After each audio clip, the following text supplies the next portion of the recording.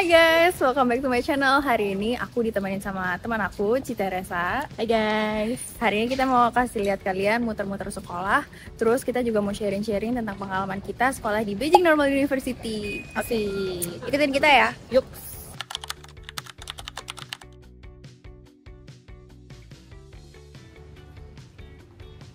Kita lagi mau masuk library. Library-nya tuh berapa lantai sih? 13 ya? Kalau yang di sini, yang main library itu ada 8. Oh, 8 lantai. Nih, general index-nya kamu liatin dulu. Oke. Totalnya ada 8 lantai kan di sini. Ini main library kita ada 8 lantai totalnya. Dan lantai pertama biasanya banyak kan buat administrasi gitu sih. Sama ada ruang belajar juga di lantai pertama itu, nanti bakal kita liatin di sana. Oke. Lalu untuk lantai 2 sampai kalau nggak salah lantai 2, 3 itu banyak ruang-ruang belajar gitu. Jadi biasanya kalau anak-anak China menjelang ujian atau misalnya mau belajar mandiri bisa ke lantai 2 atau lantai 3. Lalu lantai 4 itu biasanya ini umumnya pinjam-pinjam buku gitu, Chinese literature dan lain-lain. Nah, lalu lantai 6 dan lantai 7 ini reading area yang reserve gitu. Jadi kalau kita naik lift itu kita nggak bisa berhenti langsung di lantai 6 atau lantai 7 gitu. Nah, terus lantai 8 ini baru yang jurnal-jurnal atau buku-buku dari luar gitu sih, general index. Berarti ada buku-buku dari luar juga ya? Ada Betul. foreign books borrowing. Ih, tapi tumbennya sekarang sepi. Ya. Sepi banget. Biasanya library itu selalu rame. Rame betul. Soalnya ini mungkin menjelang itu ya liburan musim panas juga ya. Jadi banyak teman-teman yang udah pulang kampung atau mungkin jalan-jalan gitu. Iya, udah pada pulang. Biasanya tuh kalau apalagi pas exam, wah, mau booking buat tempat duduk aja susah banget. Terus BTW guys, di setiap library-nya kalau misalnya di China itu selalu ada tulisan ini. Ada tulisan ini guys. Apa Ada yang ini? tahu nggak artinya? Apa sih artinya? Ini kalau dalam bahasa Mandarin artinya Qing. Qing itu artinya silent gitu ya, kayak keep silent gitulah. Ya, keep silent.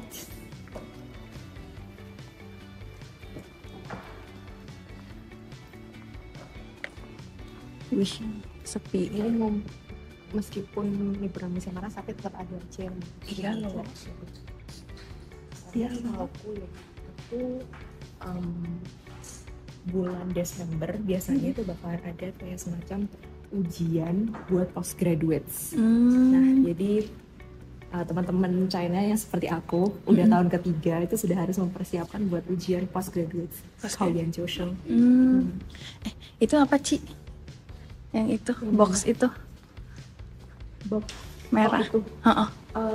Itu kalau nggak salah ruang baca, tapi ruang baca yang mandiri gitu. Jadi bisa satu orang baca mandiri di sini gitu. Oh, itu bacanya Lang Tuqing. Teman-teman kalau misalkan belajar sambil melafal gitu ya, kayak belajar sambil ngomong gitu, kan biasanya butuh ruangan yang tenang tertutup. Bisa juga belajar di situ. Oh, ini tinggal masuk aja ya? Kayaknya ada aksesnya ya. Betul. Aku kira ini awalnya tuh ruang karaoke tau. Ternyata buat belajar ya. Oh iya, lang tuh ya. Berarti mungkin kalian yang kalau misalnya belajar harus audio gitu ya. Betul. Bisa pakai ruangan tadi. Terus bisa tunjukin juga. Ini semacam komputer gitu buat ngelihat buku-buku dan sources mana saja yang bisa dipinjam. Yes. Kalau misalnya skripsi gitu disimpan di sini juga nggak sih? Betul. Ada juga Jurnal-jurnalnya. Tapi di sini adalah ruang print. Biasanya kita kalau misalkan mau ngeprint dokumen juga bisa pakai self service printer di sini gitu. Nah, untuk range harganya bisa dilihat di sini. Biasanya kalau kita ngeprint warna hitam putih gitu doang, itu per lembarnya 0,12 RMB. Tapi kalau misalkan yang berwarna per lembarnya itu 1 RMB. Rumor. Yes. Tapi di sini apa tuh ini tahu kayak self service nggak sih? Itu self service semua. Iya. Kayaknya juga kita tinggal, aku jarang banget lihat ada tukang print fotokopi gitu. Semuanya kayak gini gitu, kita suruh ngeprint sendiri. Nah, ngeprintnya biasanya kita scan QR code ini. Nah, lalu itu bakalan connect ke WeChat mini program. Terus kemudian kita upload dokumen kita ke WeChat mini program itu. Terus baru kita tekan ini, full time atau self-service printing. Nah, lalu biasanya kita scan semacam student card kita atau pakai NFC juga bisa di area ini. Buat bayarnya gitu ya? Yes, betul. Oh, menarik.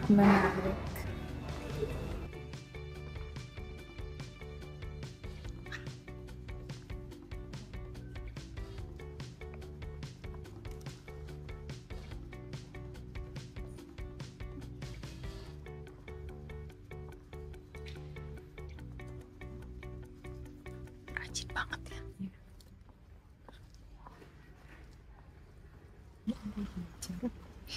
Lalu di area A situ mungkin masih ada beberapa koleksi buku, cuman nggak sebanyak itu. Ih, ada anak-anak. Rajin banget. Padahal sekarang jam 10 pagi loh. Betul.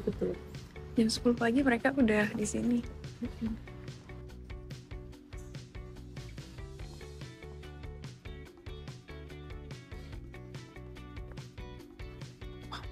Koleksi buku Chinese literature gitu sih.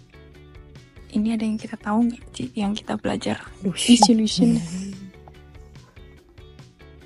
Wow. Ini karya-karya sastra orang-orang zaman dulu ya, yang orang-orang pintar. Revolusioner sastra. Banyak juga ya koleksinya.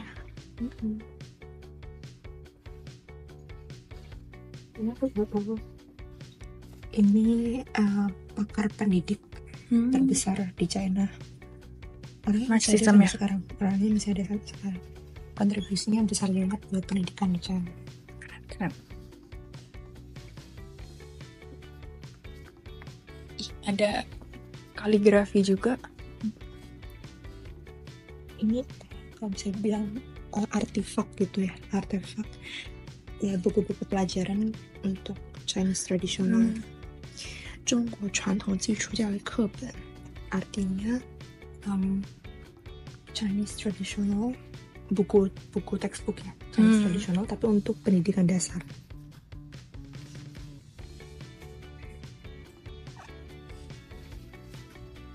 Ini mostly masih ditulis tangan gak sih? Pakai kaligrafi gitu. Keren ya. Aku aja di sini udah setahun, baru pertama kali masuk ke bagian sini.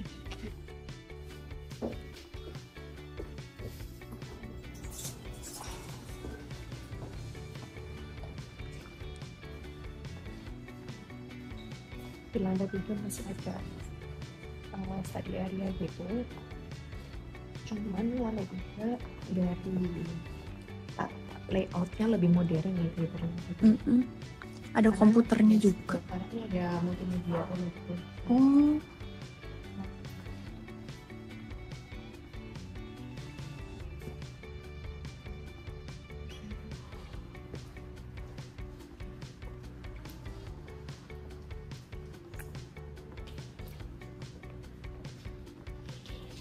Hening banget. Tapi kalau Cici sendiri suka nggak belajar di library? Aku oke aja, cuman aku biasanya belajarnya di library yang satunya. Di satunya. Bakal 30.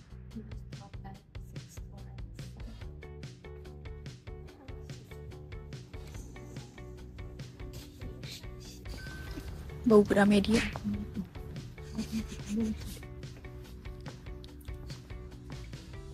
Social studies. Ini kayaknya textbook kita di sini juga ya. Ini buku social studies juga.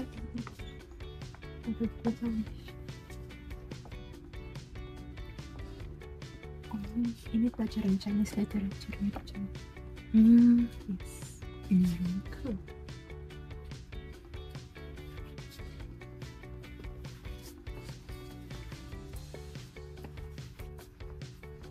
Banyak banget.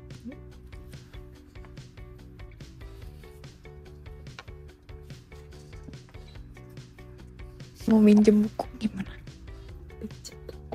Good question. Setahu kita harus kayak rekomendasi. Terus nanti sama dia didaftarin. Betul. Kira-kira di sini kayak di Indo nggak ya? Kalau telat kumpulin kalau telat balikin dapat denda gitu. Aku belum pernah pinjam buku secara fisik sih. Aku biasanya pakai BNUA library buat akses jurnal-jurnal gitu. Itu tuh library yang digital itu ya? Iya, library. Biasanya buat akses jurnal. Buku fisik aku sampai katanya sih belum pernah pinjam. Terusnya BNU terbaik. Iya, perpus di BNU banyak banget. Koleksinya juga banyak.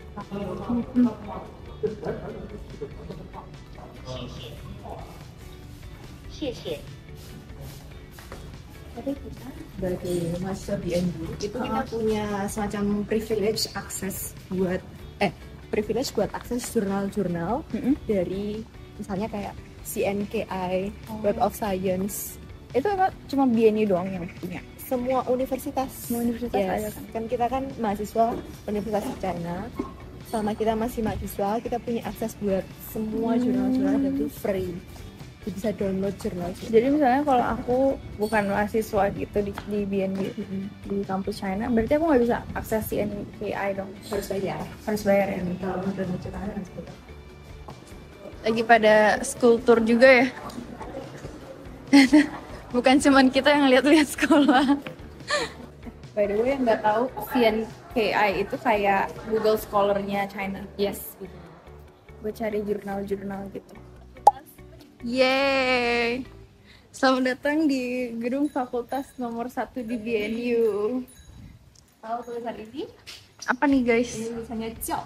Jiao. Ya, tulisan tradisionalnya Jiao itu dari ini. Oh. Ini ada anak, terus ada semacam kayak gada gitu buat ngajarin anaknya Oh alah. supaya menjadi anak yang xiao shun punya xiao berbakti gitu. Ternyata ada ininya ya, ternyata originnya dari situ. Yes.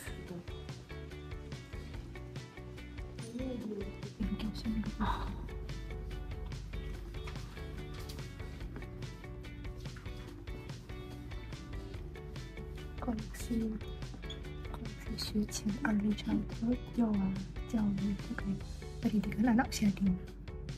Curam jadi tidak semua ya. Ini parah kalau nggak tahu.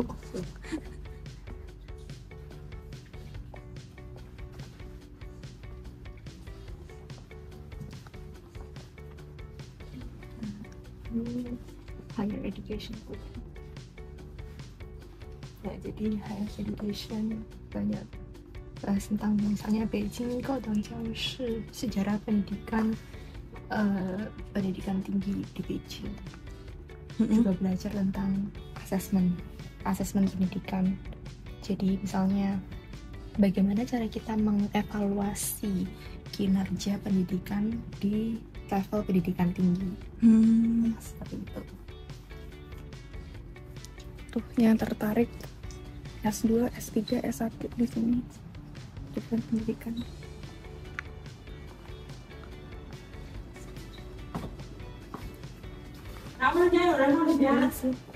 Kecil untuk library punya library-nya FOI. Faculty of English.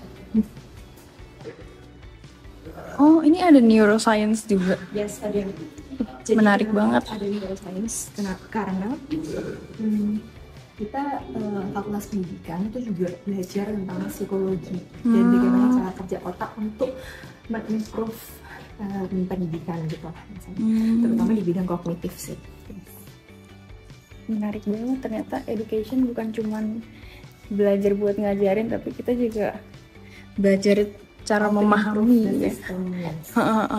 Education teknologi ini bagi teman-teman yang tertarik misalnya tentang smart classroom atau bagaimana mengaplikasikan AI untuk perkembangan pendidikan, nah bisa masuk ke School of Education Technology.